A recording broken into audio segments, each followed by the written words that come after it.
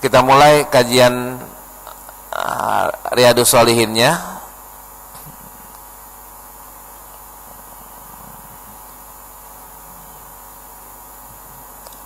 Dan kita udah sampai nomor berapa, Ustaz? 139.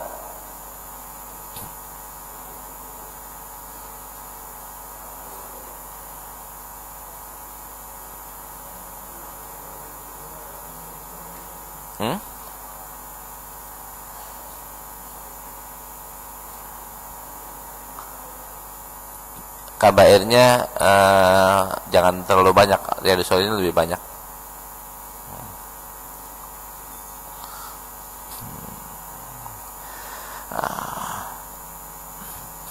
Ya. Baik. Babnya masih bab sama ya. Bab banyak jalan menuju kebaikan. Ini bahasa PowerPoint-nya.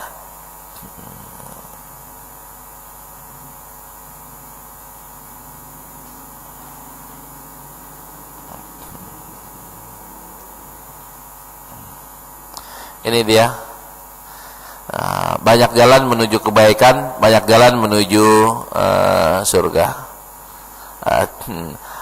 Ibu punya banyak jalan, bapak punya banyak jalan, seorang suami punya banyak jalan, seorang istri punya banyak jalan, seorang ibu punya banyak jalan, seorang bapak, orang tua punya banyak jalan, ustadz punya banyak jalan, para pegawai punya banyak jalan, para pedagang juga punya banyak jalan menuju kebaikan. Kebaikan, puncaknya kebaikan adalah surga. Ini bahasanya, dan sebagiannya kita udah baca ya. Sebagian kebaikan itu apa saja. Nah sekarang kita masuk ke hadis ke 139. Ini Bismillahirrahmanirrahim. Bil isnadil mutasili ila Abi Dzakaria Yahya ibn Syaram An-Nawawi qala an Adi ibn Hatim radhiyallahu anhu qala sami'tun Nabi sallallahu alaihi wasallam yaqul ittaqun nara walau bisyakki tamrah, muttafaqun alaih. Wa fi riwayatin lahuma qala Rasulullah sallallahu alaihi wasallam ma minkum min ahadin illa sayukallimuhu rabbuhu laisa bainahu wa bainahu turjuman atau tarjuman. Fayanzuru aymana minhu fala yara illa ma qaddam wa yanzuru as'ama minhu fala yara illa ma qaddam wa yanzuru baina yadayhi fala yara illa an-nara tilqa wajhihi fattaqun nara walau bisyakki tamrah aman lam yajid fa bi kalimatin thayyibah. Ini saking Imam Nawawi kepengen menjelaskan bahwa berbuat baik itu nggak mesti jadi orang kaya. Berbuat baik itu tidak mesti harus pintar, tidak harus laki-laki, tidak harus tua, tapi siapa aja bisa. Apa contoh yang paling sederhana? Bagi korma, korma yang cuma satu biji doang, ini kan semua orang bisa melakukannya. Kalau bahasa kita sedekah dengan sesuap nasi, kalau bahasa yang sekarang adalah sedekah dengan cepean. Dengan koin 100 perak, bukan 100.000, dengan koin 100 perak. Siapa yang nggak bisa? Semua orang kan bisa. Kalau secara teksnya ittaqun nara walau bisyakki tamrah, hindari neraka walau dengan sepotong kurma atau sebiji kurma. Babnya kan bisa bab menghindari neraka, babnya bisa membebaskan diri dari neraka. Imam Nawawi masukin babnya adalah bab berbuat baik bisa melalui cepean tadi, melalui satu biji kurma. Ini kurmanya kurma ajwa atau kurma yang mana? Ini kan kurmanya mau kurma ajwa ke, ambar ke, yang sukari ke, yang harganya istilahnya yang satu bijinya sereal ke, yang 10 real ke, atau kan nggak diikat dengan yang mahal. Nah, di hadis yang berikutnya ini, yang riwayat yang lainnya itu, kalau ada yang nggak mampu juga dengan cepean, maka dengan kalimat thayyib, dengan omongan, Omongan siapa yang nggak mampu, Pak? Kan nggak ada yang nggak mampu. Omongan semua orang mampu ngomong. Kita nggak ngomongin soal orang yang bisu ya, nggak. Ini kita ngomong yang umumnya. Orang bisu nggak bisa ngomong tapi bisa ngeluarin duit. Orang bisu bisa ngomong tapi bahasanya kita tidak paham. Kan nggak apa-apa mereka ngomong bahasanya kita tidak paham, tapi mereka ngomong yang baik. Udah sampai kayak begitu. Nah, walhasil seperti yang saya ceritakan pada minggu yang lalu, betul kata temannya Felix Xiao itu, Ustadz Felix Xiao, waktu beliau masih jadi pendeta, nah temannya sama-sama pendeta bilang orang Muslim yang tidak masuk surga adalah orang Muslim yang goblok. Kalau orang Kristen tidak masuk surga, wajar. Kenapa kayak gitu? Ini kata beliau nih, kata temennya. Nah, masih statusnya pendeta. Orang Muslim jalanannya banyak banget. Kalau orang kafir itu jalanannya dikit. Kita dari pagi selama 24 jam bisa ketemu pintu surga. Apapun status kita, siapapun kita. Wah, saya kan orang biasa doang, saya bukan presiden. Bisa kok. Nah, karena siapa sih yang nggak bisa mengutin hal-hal yang membahayakan di jalanan? Siapa sih nggak bisa tersenyum? Siapa sih yang nggak bisa masuk ke satu tempat, ke tempat yang baik, ke masjid ya, pakai kaki kanan? Siapa sih yang nggak bisa dengerin azan terus baca doa Allahumma rabbah hadzid da'watit tamah? Siapa sih ada orang yang minta tolong di jalanan kita nggak bisa tolong? Kan semua kita bisa. Nggak kenal status, nggak kenal ekonomi, semuanya bisa. Nah, Imam Nawawi cantik banget menunjukkan yang paling rendah ini aja bisa kok masuk kategori kebaikan, apalagi yang lain. Kalau umpamanya cepet aja bisa, apalagi 1000, apalagi 100.000, apalagi 1 juta. Itu babnya. Kemarin kita udah kupas yang ini ya. Nah, di selanjutnya al hadis ar-rabi wal isrun an Anasin radhiyallahu anhu qala Rasulullah sallallahu alaihi wasallam innallaha la yarda 'anil abdi ay ya'kulal aklata payahmadahu 'alaiha aw yashraba syarbata payahmaduhu 'alaiha. Rawahu Muslim. Wal aklah bi fathil hamzah wa hiya al ghadwa awil aswah. Ya. Ini hadis sahih riwayat Imam Muslim dari Anas radhiyallahu anhu, beliau berkata bahwa Rasulullah sallallahu alaihi wasallam bersabda, "Innallaha la yarda 'anil abdi." Sungguhnya Allah itu redha kalau ngambil dari seorang hamba jika dia makan, dia memujinya. Terus jika dia minum, dia memujinya. Bahasa kitanya apa? Bayarannya. Saya bekerja di sekolah umpamanya, bayarannya kan digaji per bulan. Saya ikhlas kok, saya mau kok bekerja di sini 1 hari 8 jam, bayarannya per bulan sekian. Sekarang ini kan kita makan dari Allah nih. Balasan kita buat Allah itu apaan? Balasan yang setimpal itu apaan? Nah, Allah redha kalau kita memujinya doang. Habis makan nggak sedekah tapi bilang alhamdulillahirabbil alamin. Nggak usah pakai yang lainnya, tapi alhamdulillahirabbil alamin. Nah, habis minum, bayaran minumnya apaan? Alhamdulillahirabbil alamin.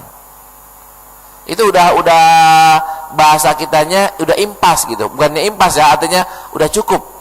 Standar minimalnya udah cukup. Harusnya kan kita keluarin sedekah. Kalau kita minum teh botol di warung berapa? 2.000 harusnya kita keluarin Allah 2.000. Kita jangan cuma bayar sama tukang warung doang, tapi kita bayar sama Allah juga 2.000. Tapi Allah Maha Kaya, Allah Maha Pemurah. Allah bilang nggak usah bayarlah 2.000, akan tapi bayar aja dengan ucapan alhamdulillahirabbil alamin, dengan memuji Allah Subhanahu wa taala. Berarti kita nggak usah menyembahnya. Itu kan cuma makan sama minum doang, hidup belum. Ngirup udara belum. Nah, kalau umpamanya kita tarik ke kehidupan semuanya, apa yang kewajiban kita untuk membayar kepada Allah? Ya menyembah Allah mukhlisina lahuddin. Ikhlas menyembah Allah sampai akhir hayat tanpa menyekutukannya. Itu udah bayaran. Kewajiban kita adalah menyembah Allah tanpa menyekutukannya. Yang orang yang tidak berterima kasih sama Allah adalah orang yang menyekutukan Allah, orang yang menduakan Allah. Itu artinya dia nggak terima kasih. Tapi kalau dia udah menyembah Allah, apalagi dengan sebesar-besarnya, setekun-tekunnya, maka dia sudah membayar kewajibannya kepada Allah Subhanahu wa taala.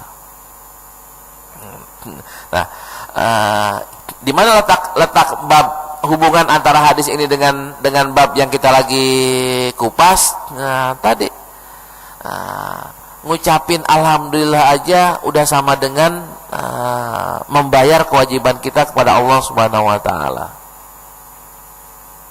Dan ketika kita udah membayar kewajiban kita kepada Allah dan Allah menganggap kita orang yang bersyukur, maka Allah akan membalasnya. La in syakartum la azidannakum. Allah akan membalaskannya dan Allah akan menempatkan kita di tempat yang paling baik buat orang yang bersyukur. Ini bersyukur. Ini kan apalagi kalau kita umpamanya kenikmatan itu kita bagi-bagi, makanan itu kita bagi-bagi. Kan ini lebih daripada ini, lebih daripada memuji Allah doang, akan tapi kita bagi-bagi lagi. Itu yang udah kelas tinggi. Nabi Ibrahim alaihissalam itu kan punya kehebatannya. Dalam satu riwayat dikatakan bahwa Nabi Ibrahim tidak pernah makan sendirian. Makan itu selalu ngundang orang. Makan selalu ngajak orang untuk makan. Mau enak mau enggak, itu makannya ngajak orang. Kalau kita kan nggak ngundang orang, nggak enak kalau makanannya nggak enak. Atau kalau makanannya terlalu enak, nggak enak kalau ngundang orang. Kan begitu. Kalau terlalu enak makanannya, udah makan diri aja. Nah, kalau Nabi Ibrahim beda tuh. Selalu mengundang orang walau apapun yang beliau makan.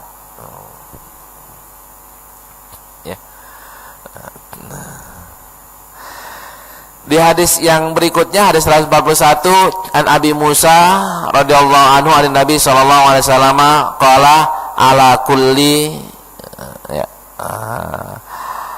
kulli muslimin shadaqah ara'aita illam yajid qala ya'malu biyadihi fayanfa'u nafsahu wa yatasaddaq qala ara'aita illam yastati qala yu'inu dzal hajah al malhuf qala ara'aita illam yastati qala ya'mur bil ma'rufi awil khairi qala ara'aita illam yaf'al yumsik anis syarri fa innaha shadaqah.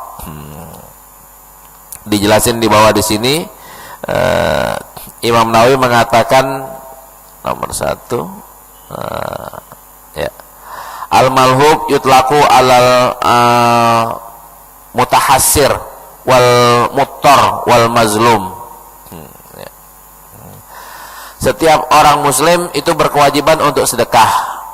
Nah, dalam riwayat yang lain kan kita dibagi menjadi 360 ruas dan masing-masing ruas itu berkewajiban untuk sedekah. Ini riwayat yang lainnya. Ini semua orang muslim harus sedekah. Kan ini konotasi sedekah itu adalah uang. Konotasi awal sedekah adalah berbentuk barang. Terus ara'aita illam yajid, kalau gimana kalau misalnya dia kagak punya uang, kagak punya korma, kagak punya barang? Apa yang harus dilakukan? Ya'malu biyadihi payan fa'u nafsahu wa yatasaddaq. Dia ngerjain buat dirinya, terus abis itu dia sedekah. Ini pertanyaan berikutnya, kalau dia nggak bisa gimana? Kalau nggak bisa, bantuin orang lain. Bantuin orang yang lain. Al-malhub itu apakah orang yang lagi kepepet atau orang yang dizalimi, al-mazlum, yang dizalimi. Bantuin orang yang membutuhkan. Kalau bahasa kitanya, yang membutuhkan bantuan. Nah, ditanya lagi, kalau sampai nggak bisa juga gimana?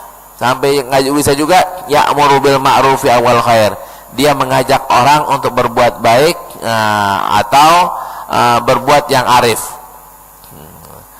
Kalau nggak bisa, dia bukan ustadz, dia bukan penceramah, dia bukan dai, gimana? Yumsiku anis syarri.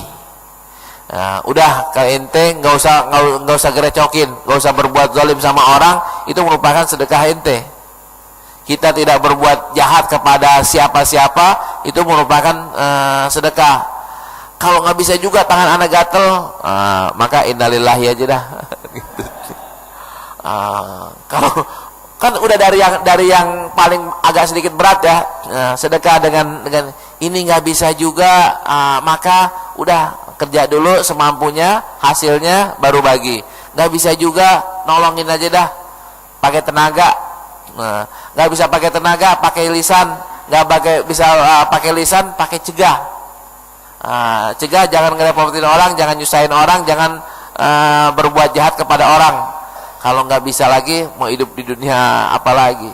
Akhirnya kan jadi preman, akhirnya kan jadi pemalak, jadi penodong. Nah, penodong, preman, pemalak itu bukan hal yang diperintahkan oleh agama kita. Agama kita, sejelek-jelek orang yang beragama Islam tidak menyakiti orang lain, tidak menzalimi orang lain. Itu batas minimal. Nah, kalau udah kayak begini, nggak ada kan orang muslim yang harusnya ya masuk penjara gara-gara dia mencuri atau memukuli orang atau mengeroyok orang. Kalau mau pakai tingkat atasnya, harusnya seorang muslim itu kaya. Kalau pakai tingkat atasnya,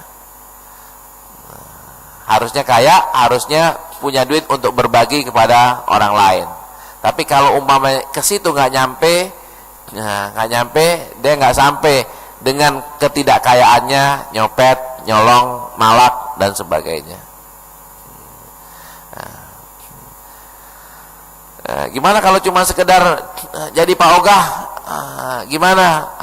Jadi Pak Ogah sebenarnya nolong atau malak sih? Kalau umpamanya nolong, itu mungkin nolong. Tapi kalau umpamanya malak kan jadi zalim. Nanti kalau misalnya Pak Ogahnya adalah akan menolong orang yang bayar dan menzalimi orang yang tidak bayar, maka kan jadi zalim. Baik. Itu bab ini kita udah 3 pertemuan. Babnya sama, yaitu menerangkan soal banyaknya jalan menuju kebaikan. Nah, kalau jalannya udah banyak dan kita udah masuk ke situ, apakah kita harus meleburkan diri, menceburkan diri sampai sedalam-dalamnya? Kata Imam Nawawi, enggak kok. Nah, jangan sampai kelewatan. Kita disuruh berbuat baik, tapi jangan sampai kelewatan. Bab berikutnya itu bab fil iktisad fil ibadah. Kita disuruh sederhana atau ta'adul, tidak berlebihan. Tidak berlebihan dalam beribadah. Contohnya, saya kepengen banget untuk sholat tahajud, maka saya sholat tahajudnya semalaman suntuk. Maka jawabnya nggak boleh. Saya tiap hari puasanya, jawabnya nggak boleh. Saya sedekahkan seluruh harta saya, jawabannya nggak boleh. Saya sedekahkan seluruh harta saya, jawabannya adalah nggak boleh. Nah, udah berapa banyak kita baca hadisnya di sini, termasuk di sini. Ada orang punya pohon korma ya, minggu kemarin kan, orang punya pohon korma. Pohon kormanya di Madinah yang sekarang jadi Masjid Nabawi. Abu Thalha kan punya kebun korma di situ. Abu Thalha mau sedekahin itu, apa kata Rasulullah? Baginya ke saudara aja. Nah, nanti ada seorang sahabat mau menyerahkan seluruh hartanya harta warisannya untuk jalan Allah? Jawab Rasulullah, jangan. Sampai akhirnya Rasulullah mengizinkan, bagilah sepertiganya aja, jangan sampai semuanya. Nah, mana dalil dari tema ini, al-iqtisad fil ibadah?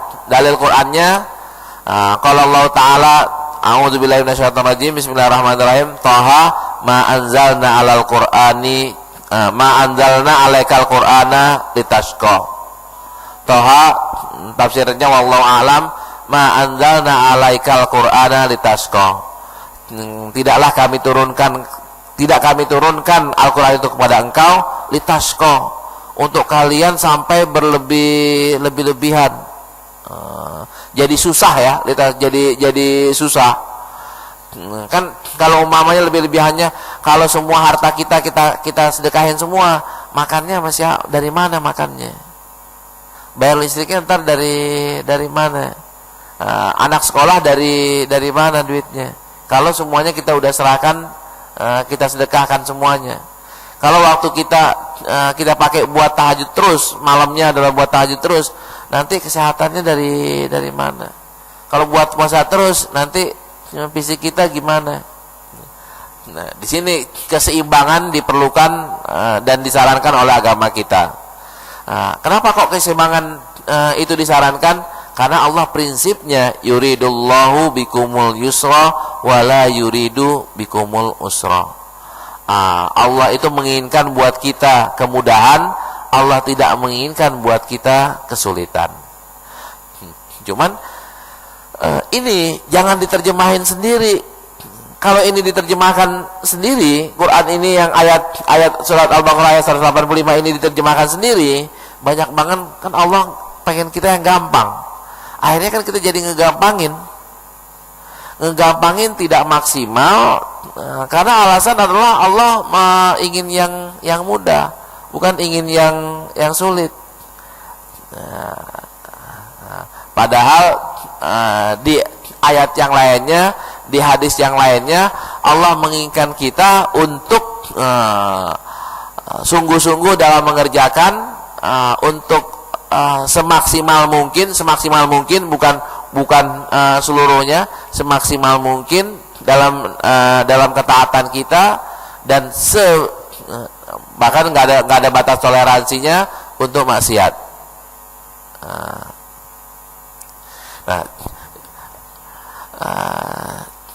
Contoh yang sering digunakan orang secara salah ya, yuridullahu bikumul yusra, baru mau kondangan doang udah nggak sholat, udah jamak sholatnya.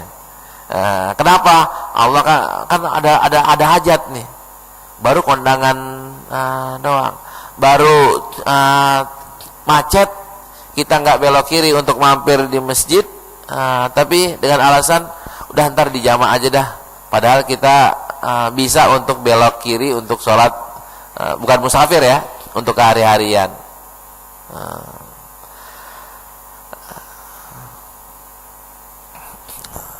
Nah, contohnya dalam hadis ini banyak akan menyentuh kita. Di hadis yang pertama, an Aisyah radhiyallahu anha anna Nabi sallallahu alaihi wasallam dakhala 'alaiha wa inda imratun. Wa qala man hadhihi? Qalat hadhihi fulana tazkuru min salatiha. Qala mah? Qala alaikum bima tutikun. Wa wallahi la yamallullahu hatta tamallu. Wa kana ahabbad dini ilaihi ma dawama sahibuhu alaihi. Muttafaqun alaihi. Ya. Aisyah radhiyallahu anha bercerita bahwa suatu ketika Rasulullah kedatangan seorang perempuan. Lantas Rasulullah nanya, siapa dia? Dijawablah fulanah. Terus diceritakan bahwa sholatnya hebat banget, sholatnya nggak pernah tinggal, terus sholatnya sekian lama, sekian jam. Apa kata Rasulullah? Jangan begitu, lakukanlah sesuai dengan yang kalian mampu. Ketahuilah Allah itu nggak bakal lari, nggak bakal bosan sampai kalian yang bosan. Nah, supaya nggak bosan harus ada variasinya. Supaya nggak bosan, jangan terlalu berlebihan sehingga mentok, akhirnya jenuh, kita kalah sendiri. Yang bagus kayak gimana? Yang bagus adalah wa kana ahabbad dini ilaihi madawama sahibuhu alaihi. Yang paling bagus adalah sedikit. Di riwayat yang lainnya, yang paling bagus adalah sedikit tapi konsisten. Bukan berlebihan tapi sekali doang. Atau berlebihan mentok akhirnya balik. Berlebihan termasuk ngaji ya. Ada orang yang lagi sedang-sedangnya ngaji, pagi ngaji di sini, siang ngaji di sini, malam ngaji di mana lagi, di Uber tuh. Kemana aja pengajian di Uber. Tapi begitu dia mendapatkan sesuatu yang tidak enak, akhirnya pengajian di mana aja nggak pernah didatengin lagi. Ini kasusnya banyak terjadi. Orang cerita, dulu saya aktif banget Ustaz pengajian, tapi tahu-tahu dia kecewa. Contoh yang paling gampang, berapa banyak orang yang kecewa ketika agim poligami, akhirnya apa? Nggak pernah ngaji lagi, karena salah ya, terlalu mengidolakan orangnya, bukan mengidolakan metodenya. Orangnya, ketika orangnya itu, maka jangan mengidolakan orangnya. Saya belum cerita di kelas ini, mungkin 5 hari yang lalu atau 6 hari yang lalu, ada orang nelpon saya maghrib. Assalamualaikum Ustadz, ibu saya lagi sakarat, mau ngomong sama Ustadz. Terus ngomong, Assalamualaikum Ustadz, saya seneng banget ngikutin acara Ustadz kajian kitab kuning Sahih Bukhari. Terus saya lagi sakit nih Ustadz. Dia nggak bilang sakarat ya, yang bilang sakarat anaknya tadi ya, yang pertama kali nelfon anaknya. Saya lagi sakit nih Ustadz, doain ya. Asyhadu an la ilaha illallah wa asyhadu anna Muhammadar Rasulullah. Beliau baca sendiri itu. Habis itu telepon putus. Saya langsung SMS, mudah-mudahan akhir yang baik. Dijawab, udah habis Ustadz, tolong bacain Fatihah. Jadi yang saya ambilnya nih, dia senang sama Sahih Bukhari, hadiahnya adalah husnul khotimah. Bisa ngucap asyhadu an la ilaha illallah wa asyhadu anna Muhammadar Rasulullah di akhir hayatnya. Kan cakep banget tuh, Lutfi aja tuh bisa kayak begitu. Tapi beliau karena mencintai kitab kuningnya, bukan mencintai yang ngajarinnya, tapi kitab kuningnya, Sahih Bukharinya. Dia girang banget bisa ngaji Sahih Bukhari. Akhirnya kayak begitu. Nah, kalau orang, ya udah, kasusnya yang subur akan berlaku. Nah, jangan orang, karena orang kan, ya mohon maaf, orang manusia siapapun juga bisa hilaf, bisa salah. Kalau umpamanya kayak kasus Agim, ya Agim kan nggak melakukan kesalahan yang dilarang oleh agama, ikut aja terus ngaji. Kenapa harus sama aja akhirnya nggak ngaji. Ada salah seorang murid saya cerita, suaminya gara-gara saya jual CD, habis presentasi 1 CD, terus akhirnya yang mau ada inian kok, ada CD-nya, itu tidak lagi mau mengaji. Alasannya semua ustadz sama. dia orang ini gedegnya atau keselnya sama Ustaz Yusuf Mansur, wah ini Ustaz apaan nih, Ustaz minta duit nih, Ustaz minta duit. Terus saya tanya sama istrinya, sama saya kayak gimana? Ya kayak gitu juga. Awalnya seneng, tapi ketika saya jual CD itu jadi nggak seneng, karena dianggap itu sudah mengkomersilkan agama. Ya, nah ini yang di sini karena berlebihan memandangnya, berlebihan. Nah, mungkin itu saya salah ya, kok jual CD, mungkin saya salah, tapi jangan ngelihat itunya dong, ngelihat yang lainnya. Masa gara-gara jual CD, masa gara-gara orang itu ayo sedekah jadi mengkomersilkan agama dan menjual-jual agama, itu berlebihan. Dan cerita orang yang berlebihan lagi, ini lebih jelas lagi dan ini populer ya, populer banget hadis ini. An Anasin radhiyallahu anhu qala jaa thalathu rahtin ila buyuti azwajin Nabi sallallahu alaihi wasallam yas'aluna an ibadatin Nabi sallallahu alaihi wasallam falamma ukhbiru ka'annahum taqaluha wa qalu aina nahnu minan Nabi sallallahu alaihi wasallam wa qad ghufira lahu ma taqaddama min dzambihi wa ma ta'akhkhar. Qala ahaduhum amma ana fa usalli al-laila abada wa qala al-akhar wa ana asumud dahar abada wala uftir wa qala al-akhar wa ana a'tadilun nisa fala atadawwaju abadan. Faja Rasulullah sallallahu alaihi wasallam faqala antumul ladzi qultum kadza wa kadza ama wallahi inni la ahsyakum lillahi wa atqakum lahu lakinni asum wa uftir wa usalli wa arkud wa atadawwajun nisa paman raghiba an sunnati falaysa minni.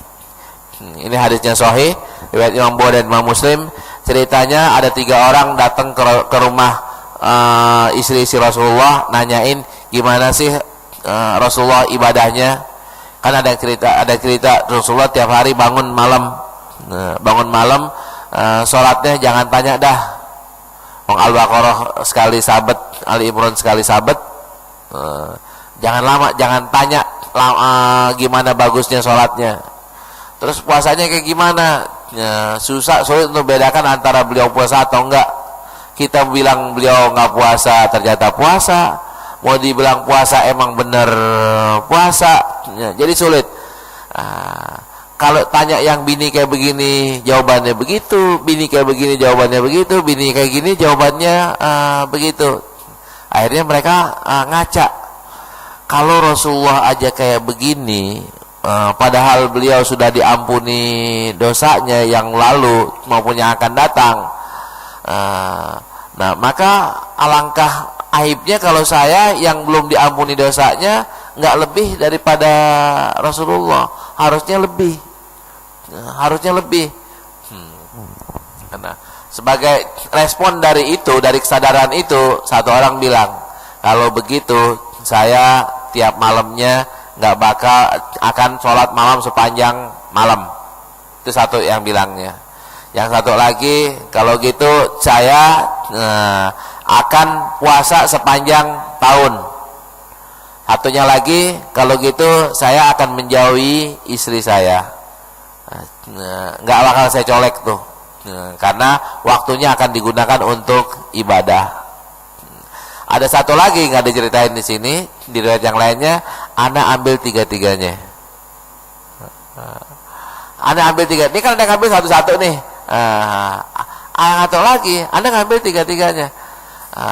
Bini nggak dicolek, puasa setiap hari, tahajud setiap malam.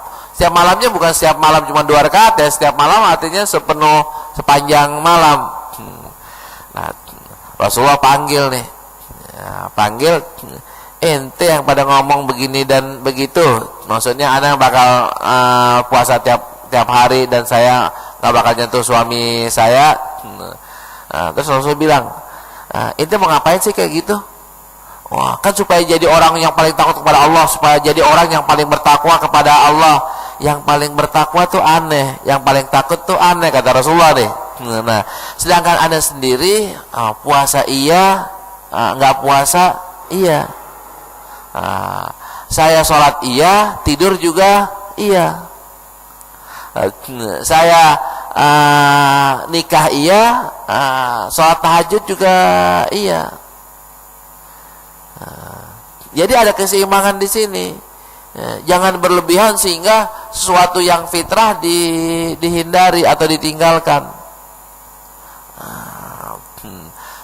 Ujungnya Rasulullah kunci dengan kaidah paman rogiba an sunnati falaisa minni. Yang nggak demen sama adat istiadat atau sama sunnahku, maka dia bukan termasuk kelompokku, bukan termasuk pengikutku. Rasulullah kayak gitu. Nah, sahabat kalau udah kayak giniin, balik artinya memperbaiki diri.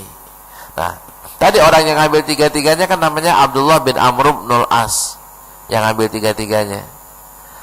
Tiga-tiganya akhirnya ya Rasulullah bilang udah balik, sentuh istri kamu, terus sholat malamnya jangan sepanjang malam, sepertiga terakhir aja, baca Qur'annya jangan sekali hatam. Setelah tawar menawar akhirnya dikasih izin untuk seminggu hatam, jangan tiap hari hatam. Puasanya dikasih puasa Nabi Daud setelah tawar menawar. Itu yang i'tidal. Kalau orang yang puasa sepanjang hari namanya nggak mu'tadil. Kalau orang yang tahajud setiap malam nggak mu'tadil, orang yang khatam Quran setiap malam juga tidak mu'tadil. Permasalahannya timbul ketika kita baca riwayat-riwayat beberapa orang ulama yang katanya khatam Quran tiap malam, yang puasa sepanjang tahun. Ini gimana hukumnya? Kalau mau pakai zohir, maka berlaku paman rogiba an sunnati falaisa minni, maka dia udah salah kalau mau pakai teks zohir seperti ini. Kalau mau pakai yang lainnya, dalil yang lainnya, kompromi dengan dalil yang lainnya, itu haram atau ini sih, haram atau mubah? Orang yang sepanjang malamnya sholat haram atau mubah? Sebenarnya kan boleh, cuman jangan dijadikan sunnah. Berarti kan nggak haram. Umpamanya orang khatamin Quran 2 hari ya, atau 3 hari. Kalau mau pakai teks hadis yang sebaik-baiknya 6 hari, itu kan sudah makro.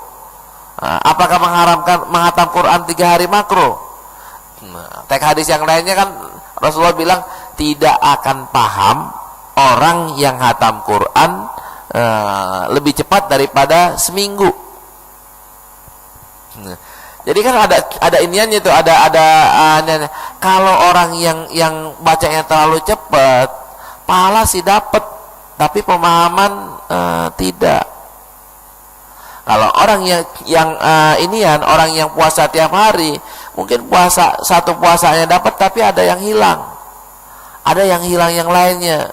Ini terjadi ketika Abdullah bin Amr bin As itu usianya sudah tua. Ketika sudah tua, beliau nggak bisa lagi khatamin Quran seminggu.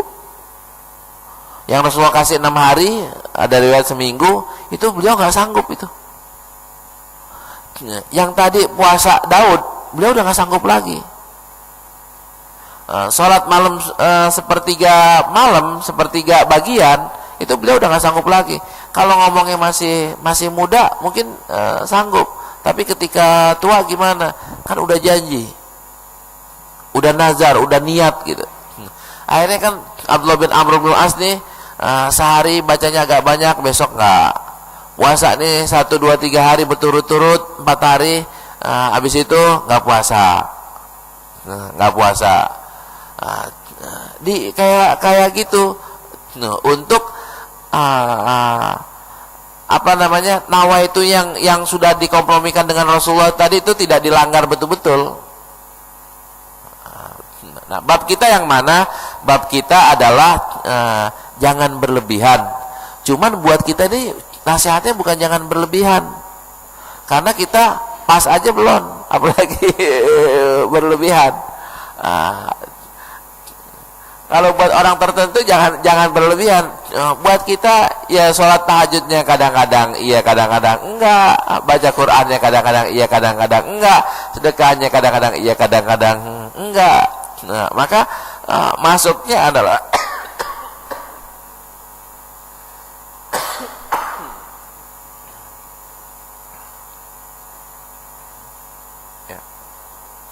masuknya adalah dari kalau orang sahabat yang hidupnya kayak begitu aja ngerinya begitu, apalagi yang kita yang kayak gini. Kalau umpamanya orang sekelas siapa yang Uno yang masih muda tuh, orang kaya Indonesia, Sandiaga Uno ya. Nah, itu kalau beliau bilang nih, beliau bilang umpamanya, wah saya lagi nggak punya duit. Kalau beliau tuh bilang nggak punya duit. Nah, kalau kita nih yang di sini, mungkin ya saya mungkin itu bilang duitnya banyak, malu gak? Kita lagi ngobrol nih, beliau bilang saya nggak punya duit. Kita ini ada yang ngaku, wah saya punya duit, saya banyak kok, duit saya banyak. Nah, sebenarnya pantas gak dibilang duitnya banyak? Nggak pantas di depan beliau yang duitnya katanya berapa juta, termasuk orang yang kaya di Indonesia. Nah, begitu juga kita nih dengan sahabat aja takut masuk neraka, karena amal solehnya masih kurang lah. Kita amal solehnya apa udah cukup sehingga pede banget pasti masuk surga. Nah, harusnya kan ngacanya ke situ, Pak. Nah, buat orang-orang sekarang nih kita agak sedikit susah nih. Cuman ketika orang itu sampai kepada hidayahnya itu track begitu, dia sering berlebihan.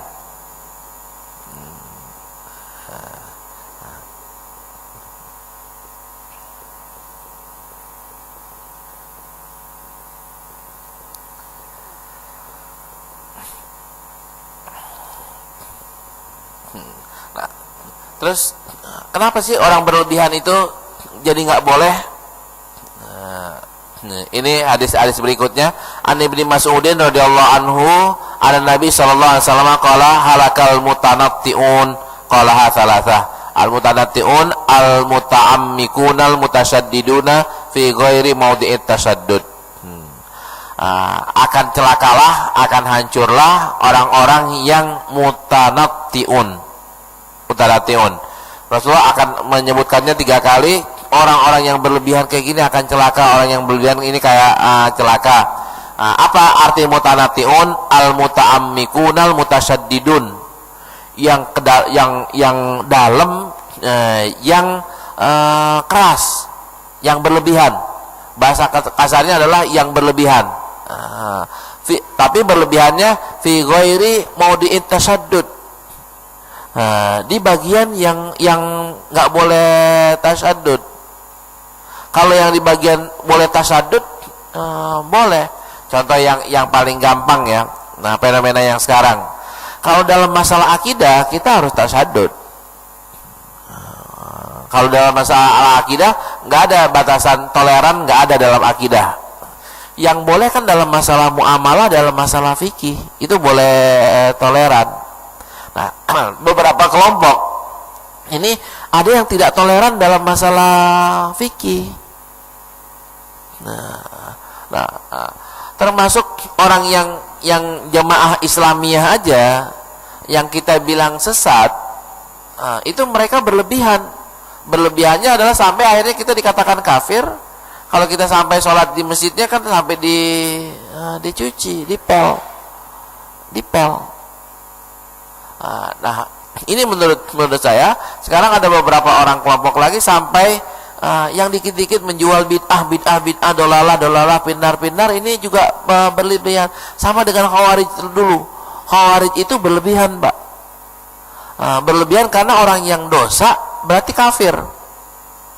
Nah, siapa yang nggak punya dosa? Berlebihan. Juga berlebihan ketika memaksakan diri untuk minta kepada Ali untuk menghukum orang yang membunuh Utsman bin Affan.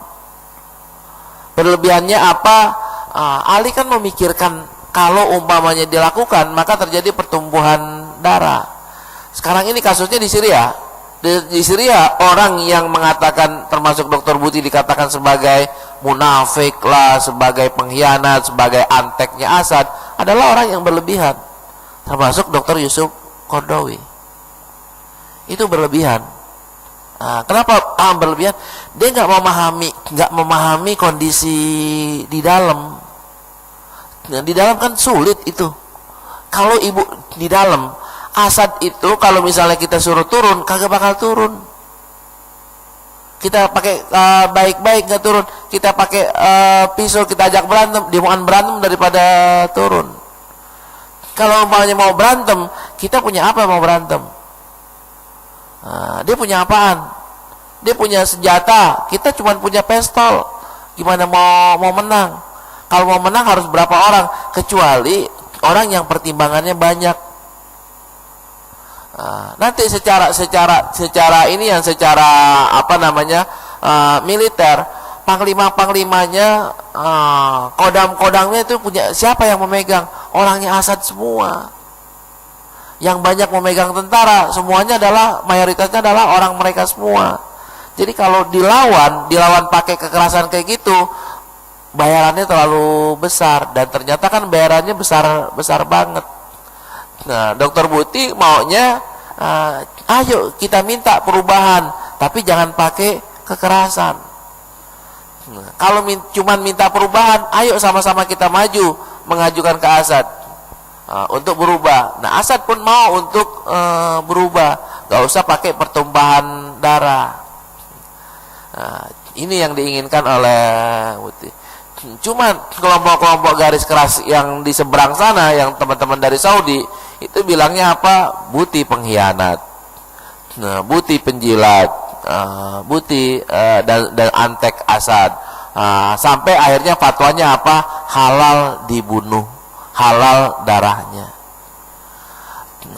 Apa yang akhirnya dilakukan? Di majlis taklim di masjid dibom.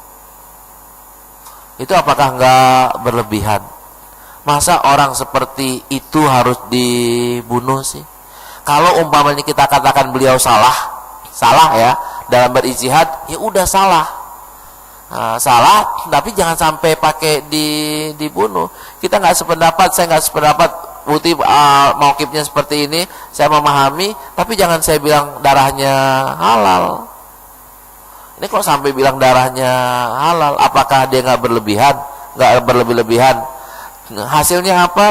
Tadi itu 39 atau 49 orang mati dalam satu bom.